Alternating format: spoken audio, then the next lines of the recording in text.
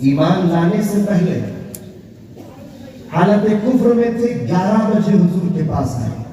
کتنے بجے؟ لگ بھگ ظہر سے پہلے. میں آپ کو سمجھانے کے لیے بول رہا ہوں. کتنے بجے حضور کے پاس آئے؟ 11 بجے. جنگ کا موقع تھا، جنگ میں گئے، شہید ہو گئے، 12 بجے انتقال ہو گیا. 11 بجے ایمان لائے اور 12 بجے شہید ہو گئے. نماز پڑھی نہیں، روزہ رکھا، زکات دی، حج کیے، کچھ نہیں. 11 بجے ایمان، 12 بجے شہادت.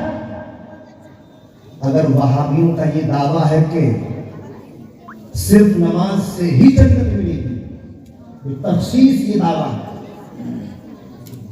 تو مجھے بتاؤ پھر وہ صحابی کہاں جائے گا جس نے نماز ہی نہ پڑھی؟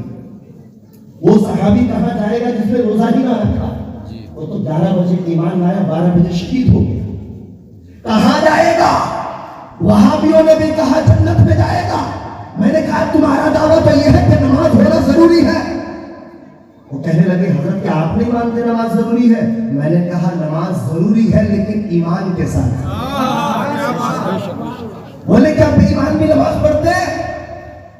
میں نے کہا کہ میں نے الیکشن کے ٹائم پر بے ایمانوں کو ٹوپی اڑتے ہوئے دیکھا ہے، میں نے بے ایمانوں کو داڑیاں بھی رکھتے ہوئے دیکھا ہے، میں نے کافروں کو پگڑیاں باندھتے ہوئے پنجاب میں دیکھا ہے، میں نے ووٹ مانگنے کے لیے کافروں کو نماز بھی پڑھنے دیکھا ہے. وہ کہنے لگے حضرت پھر آپ ہی بتائیے کہ جواب کیا ہے؟ میں نے کہا نماز ضروری ہے، نماز ایک لباس ہے، ایمان ایک جسم ہے. جسم نہ ہوگا تو لباس کا کوئی فائدہ. پہلے جسم پیدا کرو، بعد میں لباس کی کوشش کرو. سنو ہم اہل سنت ہیں، ہمارے پاس جسم بھی ہے، ہمارے پاس لباس بھی ہے، ہمارے پاس جسم بھی ہے، لباس ہے. تمہارے پاس صرف لباس ہے، جسم نہیں ہے. جس کے پاس جسم نہ ہو اس لباس کا کیا فائدہ ہے؟ تم تو چلتے پھرتے مردے ہو. اعلیٰ حضرت نے کہا نا تم نے تو چلتے پھرتے مردے جلا دیے ہیں، تم تو چلتے پھرتے مردے ہو. تو سنو تم نے اگر یہ سوچ رکھا ہے کہ صرف نماز سے ہی جنت ملے گی اور میراث کا کوئی فائدہ نہیں، تو سنو اس صحابی نے نماز نہیں پڑھی، روزہ نہیں رکھا، حج نہیں کیا، زکات نہیں دیا، 11 بجے ایمان لایا، 12 بجے شہید ہو گیا. وہ جنت میں جائے گا. جنت میں کیوں؟ اس لیے کہ انسان نماز پڑھے. جنتی ہونا کنفرم نہیں. صحابی جو بنتا ہے نماز سے نہیں، مصطفیٰ کی نظر سے بنتا. اللہ اللہ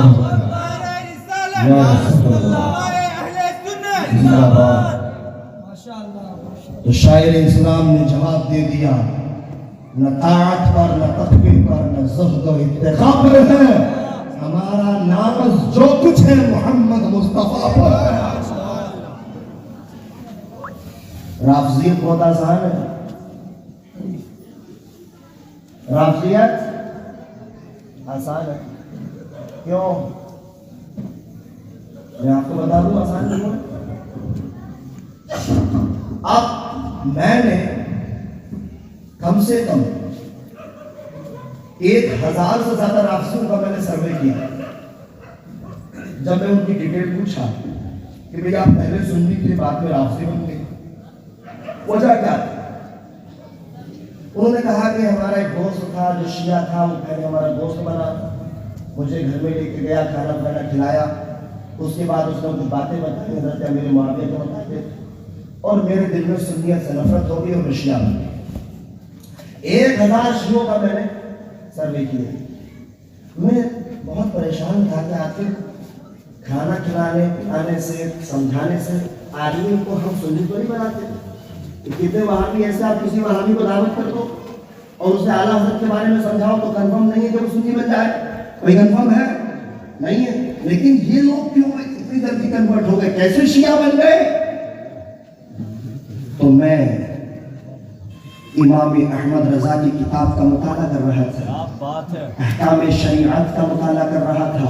امام احمد رضا اپنی کتاب میں لکھتے ہیں، اے سنیوں میری بات مان لو، گارنٹی دیتا ہوں، گارنٹی. مجھے الف بھی یاد ہے، مجھے یاد ہے انشاءاللہ.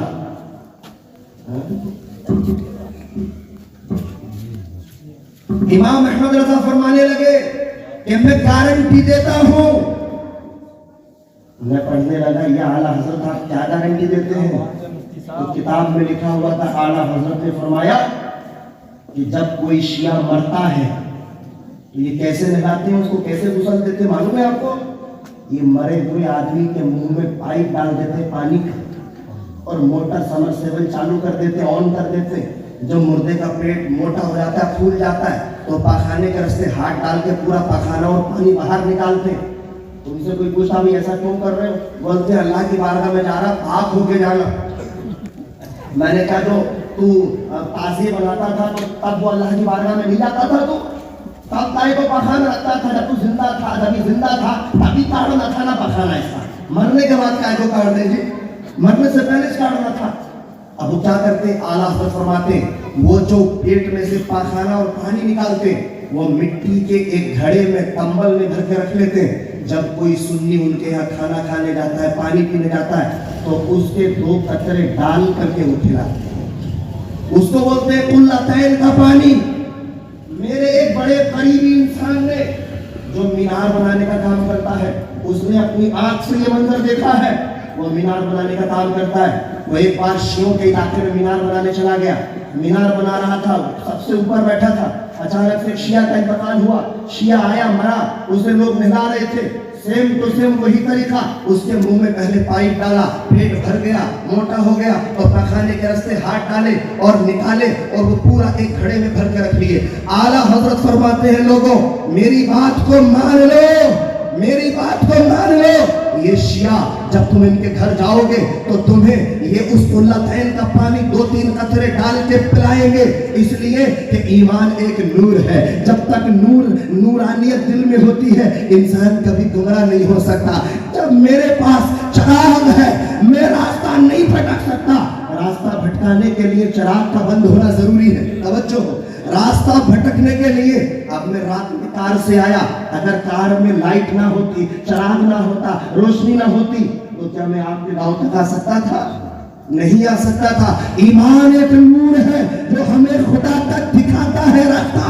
وہ راستے کو پہلے ختم کرتے ہیں، نور کو بند کرتے ہیں، پھر سمجھاتے ہیں. سنی گمراہ ہو جاتے ہیں. مگر اے لوگوں سنو، ہم اہل سنت کا وہ معاملہ نہیں ہے. ہم پاخانہ نہیں کھلاتے، ہم کڑوا نہیں کھلاتے، ہم غلاظت نہیں کھلاتے. ہمارے یہاں اگر کوئی آتا ہے تو ہم اسے غوث پاک کا لنگر کھلاتے ہیں، ہم 11ویں کا لنگر کھلاتے ہیں، عید میلاد کا لنگر کھلاتے ہیں. اور ہمیں کسی کے سنی پڑھنے یا نہ پڑھنے سے کوئی فرق نہیں پڑتا، اس لیے کہ ہم سنی ہیں. ہم نے پتہ لگا لیا سنی وہی ہوتا ہے جو حضرت غوث اعظم کی چادر میں چھپا ہوا ہوتا ہے. نافذیوں سے بچ کے رہو. جب آپ دیوبندیوں میں جائیں گے تو وہ ہو سکتا ہے کوا کھلا دیں. ابھی طارق مسعود جو مفتی ہے ان کا وہ بیان دے رہا تھا نا کہ کوے کو 8 دن پالو، اسے نام یہ حلال چیزیں کھلاؤ تو 8 دن میں کوا بھی حلال ہو جائے. تو ہم نے بھی اس پر بھی بیان دیا. میں نے کہ ایک کام کیجئے کہ مفتی طارق مسعود کو 8 دن حلال کھانا کھلائیے، پھر انہی کو ذبح کر کے کھا لیجیے. حلال کھانا کھانے سے کوئی حلال ہو سکتا ہے تو مفتی طارق مسعود کو ہی ذبح کر دو، وہ بھی تو حلال ہو جائے گا نا. تو پتہ یہ چلتا ہے حلال چیز حلال کھانا کھانے سے نہیں ہوتی بلکہ میرے مصطفیٰ کے فرمان سے ہوتی ہے. ان کے یہاں مفتی ہوتے ہیں، تبلیغیوں کے ہوتے ہیں نا، ارے ہوتے ہیں کہ نہیں ہوتے مفتی؟ ان کے حافظ بھی ہوتے ہیں، ان کے عالم بھی ہوتے ہیں، ان کے قاری بھی ہوتے ہیں، ان کے نمازی بھی ہوتے ہیں، ان کے حاجی روزگار سبھی ہوتے ہیں، داڑھی بھی ہوتی ہے. ایک بات نقطہ دے رہا ہوں، توجہ. ناظم صاحب مولانا قاسم رضا صاحب تشریف فرمائے، بڑی اچھی نظامت کرتے ہیں اور ہنگل میں ماشاءاللہ یہی کرتے ہیں ہر سال. ایک نقطہ دے رہا ہوں میں آپ کو. آپ کہتے ہیں وہ نمازی بھی ہوتے ہیں، روزہ بھی رکھتے ہیں، داڑھی بھی رکھتے ہیں اور جناب والا ان کے حافظ بھی ہوتے ہیں، قاری بھی ہوتے ہیں. یہ